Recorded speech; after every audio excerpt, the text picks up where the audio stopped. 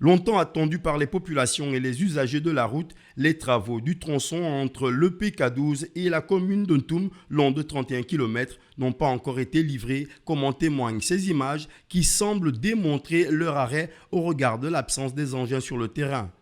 Après nous être rapprochés des responsables de la SAG, la société autoritaire du Gabon, adjudicatrice de la Transgabonaise, il ressort que le chantier de la RN1 n'est pas à l'arrêt, mais que les travaux se poursuivent techniquement en profondeur avec des ouvrages hydrauliques sous canalisation de la Société d'énergie et d'eau du Gabon, des structures de drainage, suivi des accès et des finitions entre le PK40 et le PK105. Si cet argumentaire est avéré, il n'en demeure pas moins que les usagers de la route vivent un véritable calvaire causé par la poussière qu'ils embrassent chaque jour. Nous sommes à la rentrée scolaire. On va faire comment? Ici, qu'on trouve les petits enfants pour la rentrée scolaire des enfants, il y a l'école à payer, il y a des fournitures, mais on est obligé de s'installer là. Nous, vraiment, ça nous embête, beaucoup même. Et nous ne vendons pas dans de bonnes conditions. La poussière là nous embête. Chaque fois que nous rentrons, nous avons la grippe. Et c'est vraiment embêtant.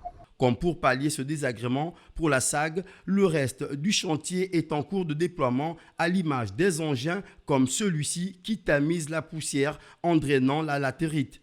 Mais ce drainage, qui ne s'étend pas sur toute la largeur de la route, ne semble pas suffire pour soulager les populations. Ça n'a pas été respecté. Aujourd'hui, ils viennent travailler. Demain, ils ne viennent pas. C'est pas normal.